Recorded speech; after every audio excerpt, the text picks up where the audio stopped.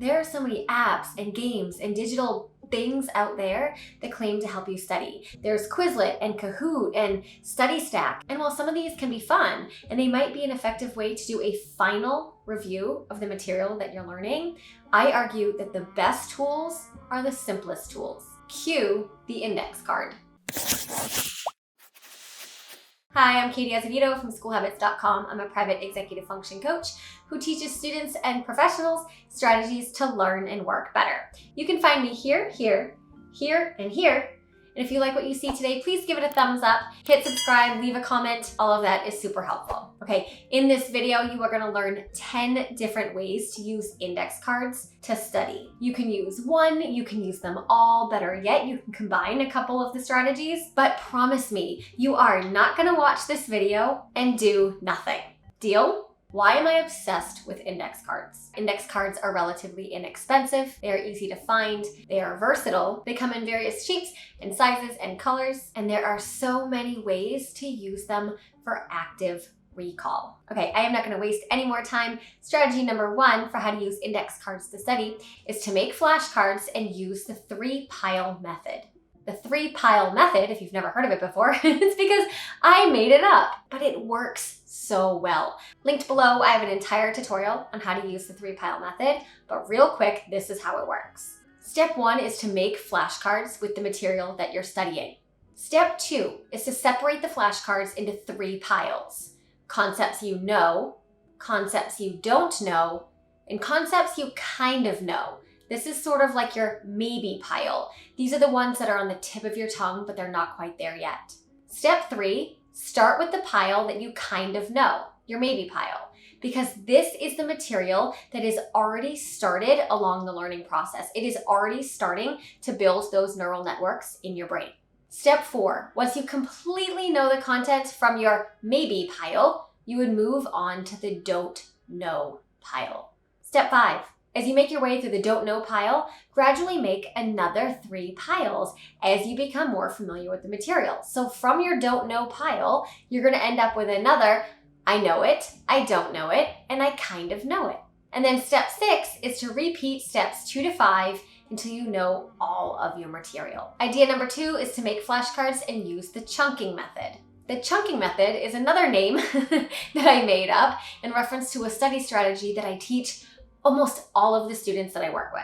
The chunking method is based on the very real idea that we better learn, process, and retain information when it's clustered or chunked into groups of 3 and 4. Think about it. Phone numbers, license plates, social security cards, okay? All of these are numbers that we are supposed to commit to memory, and they're all in chunks of 3 or 4 numbers. That's on purpose. So how does this translate into studying with index cards? So after you make your big pile of index cards, you would break them out into groups of 3 or 4 cards each. And then you would study just one group at a time. I want to show you how this works. Let's say, for example, that you have 20 flashcards. So the first step would, of course, be to make the flashcards. From there, step 2, you would make 5 groups of 4. Okay, so just divide the flashcards into groups of 3 or 4. The next step, study the first group until you know it well. We can call this group A. Step 4, study the second group or group B until you know it well. Step 5, this is a little bit different than what you might be thinking. You go back to the first group, group A, and make sure that you still know all of the content. Step 6, return to the second group or group B and make sure that you still know all of that content. Step 7, study the third group, group C, until you know it well. In step 8, you would continue in this manner, always looping back to that first group and then the second group and the third group until you can make your way through all of the groups and know all of the information. Idea number 3 is to cover up your answers on a quiz or on a worksheet to test yourself. Now this is a really basic index card strategy. And of all the 10 that I'm going to cover in this video, there's some that are more complex and some that are more basic. This one's basic. So if you have no idea where to start here. Really simple. If you have a quiz that you already took and you got it back, or you have a worksheet that you had to fill in answers to, right? You want to use an index card to cover up your answers and test yourself. Previous tests and quizzes and worksheets are amazing to study from, but only if you use active recall. And the way to do this is to cover up your answers. Do not look at them. Do not peek. Do not just like slide the index card to the side to look. Don't do that. Read the question and see if you can recall or generate the information without peeking at your answer. If you can, you're good.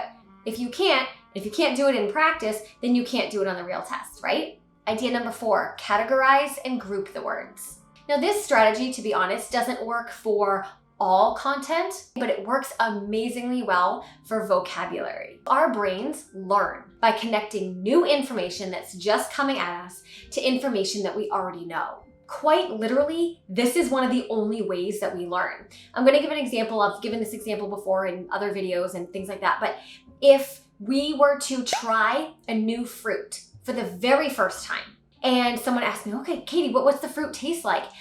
I would have no other way of describing that fruit other than using a reference point of fruits that I already know. So for example, I might be like, oh, it's kind of sour like a lemon, but a little bit sweet like an orange, a little bit bitter like a whatever, right? I'm gonna connect that new experience, that new information to something that I already know. This is what our brains do. This is awesome, and we want to use this to our advantage. So let me show you how. Step 1 is to make flashcards for all the content you need to know for your quiz or for your test. Step 2 is to spread the index cards out on a large surface in front of you. Step 3, look at the words you wrote and try to find natural ways to connect them and group them into categories. One idea is to try grouping all the positive words together into one group, maybe all the negative words together in another group. Maybe you can group words that have similar meanings or make sense in the same context. All right, idea number 5 is to make timelines with index cards. Obviously, this is another idea that doesn't work for all types of content, but it works brilliantly for content that's in chronological order. Let me show you how this works. Step 1, you'd write all the events you need to know on one side of an index card. Step 2, write the dates of those events on the other side of the index card. Step 3, flip the cards over so only the events are facing up and you can't see the dates. Step 4, on a large surface, try to arrange the events chronologically into a timeline. Try to do this without flipping over the cards or looking at your notes. Step 5, you would check your work and repeat the process until you have total accuracy. Okay, idea number 6, make a matching game to study with index cards. Who doesn't like a good matching game to bring us back to childhood? Now, this is a study method that you can use by yourself or you could also use with someone else. Now, honestly, I assume most of you watching this video know how matching games work, but let me walk you through how it works with index cards. Step 1, you'd write all the information you need to know on one side of an index card. You would write nothing on the back of the cards. Step 2, on a different set of cards, you would write all the answers to those questions. Or if you had written vocabulary words on the first set of cards, you would write the definitions on the second set of cards.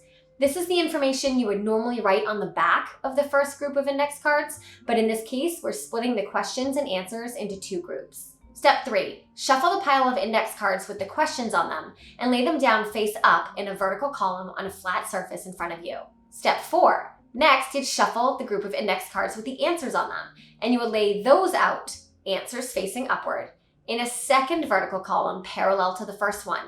Everything at this point should be in random order. Step 5, try to match the questions in the column on the left with the answers in the column on the right. And step 6, repeat this process as many times as needed by reshuffling the questions, reshuffling the answers, and laying out the columns in a different order. Idea number 7 for how to use index cards to study is to have someone else test you. This one is also simple, but again, it's highly effective because again, it uses active recall. And if you're studying in any way at all that does not use active recall, I hate to break it to you, but you're not really studying. I mean, you guys know how this one works, right? You make the flashcards yourself, like the cues and the questions on the front, the answers on the back, or the definitions if you're doing vocab. Study the flashcards a little bit yourself first, so you're not starting from square one, and then hand the flashcards off to someone else and have them test you. Now, one tip for this is if someone's helping you do this, ask them right up front that any cards that you get 100% right, not even 90% right, but like 100% right, remove them from the pile so that you can spend most of your energy working on the flashcards and the material that you don't quite yet know. And at the very end, you would reintegrate the words that you knew right out of the gate back into the pile so that you don't lose them from the rotation completely. And then a bonus tip for this is you could also integrate the 3-pile method into having someone else test you with the flashcards. So as you're verbally articulating the answers to them, they'd be saying, okay, yes, you know this, you kind of know this, then go in your maybe pile. No, you don't know these at all, right? And then you would grab that maybe pile and work with the maybe pile first. Okay, and then you would grab the words from the don't know pile and they would test you on those. And as you learn them, they would go to the yes pile. You see how that works? If you already, for some reason, forget how the 3-pile method works, rewind the video a little bit and refresh.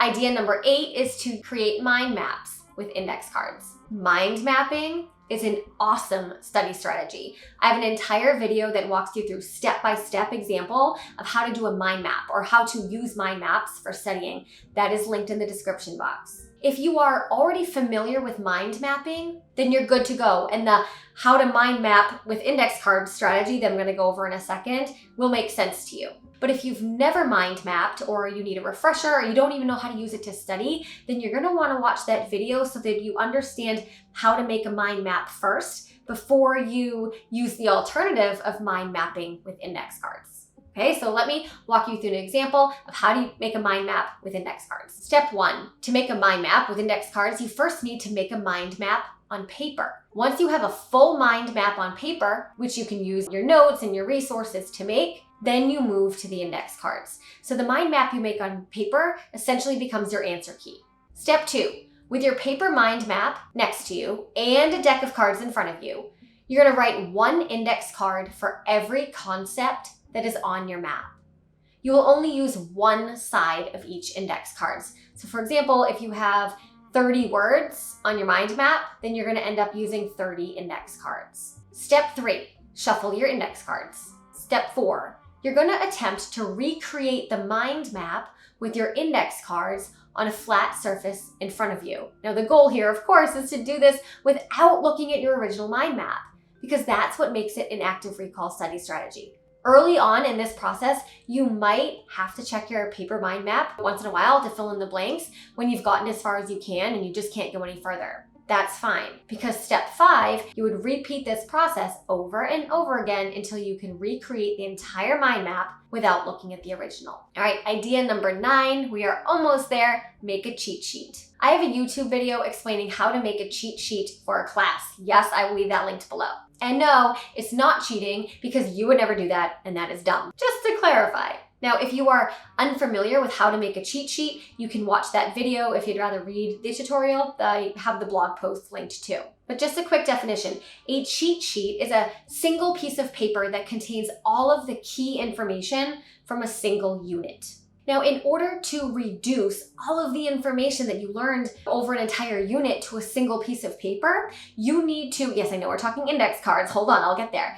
But in order to reduce all of that information to a single piece of paper, like, an 8.5 by 11, you're gonna need to synthesize and summarize and consolidate and really understand the information in order to reduce it to a small amount of surface. So, reducing all of the information from an entire unit onto an 8.5 by 11 piece of paper takes a certain level of understanding and skill. But then reducing that information from your one-page cheat sheet into a single index card, that requires you to absolutely, essentially understand every single thing that you're writing on that index card, right? Because you're gonna not be able to fit everything, so you're gonna have to reduce these concepts, these ideas, these things that you're learning into just their core essentials. We can't do that unless we fully understand something. And finally, our last idea, number 10, for how to use index cards to study is to make micro summaries. If you are studying from a textbook or from a slide deck of notes, perhaps that your teacher gave you, but it's really organized, you can use index cards to make micro summaries of the material that you're learning. Let me show you how this works. Step 1, starting at the beginning of a textbook chapter, you're gonna write all the main headings and subheadings on index cards. If a chapter has 10 headings with 3 subheadings under each, you would need 30 index cards. So it's 1 heading, 1 subheading per card. Step 2, one at a time, you'd flip over an index card and try to summarize the key points from each heading or subheading. You'd write this summary on the back of the card. Step 3, you would try to complete this activity without looking at your notes, and then you would check the textbook to see if you got anything wrong or if you missed something. And step 4, you would repeat this until you have total accuracy. Okay, I said this at the beginning of the video, but I'm gonna say it again because it is worth repeating. The simplest tools are often the best tools, especially when it comes to studying. And the index card is literally as simple as it gets. It's versatile, it's cheap, you can find them literally anywhere, and the ways that you can use them are endless. And every single one of the 10 ideas that I gave you in this video uses active recall. That's why they work. So if you've been thinking lately like, oh, I wish I knew how to study, or maybe you're getting bored with how you've been studying and you need to mix it up, or maybe you've been feeling like you've been studying but your grades aren't reflecting that, then it's probably because you're not using active recall. Okay, whatever the reason, try out some of the study methods that I shared with you today. All right, my friends, that wraps up the video. If you like what you saw here, please give it a thumbs up. Better yet, please leave a comment or a question, hit subscribe, and as always, thank you so much for watching.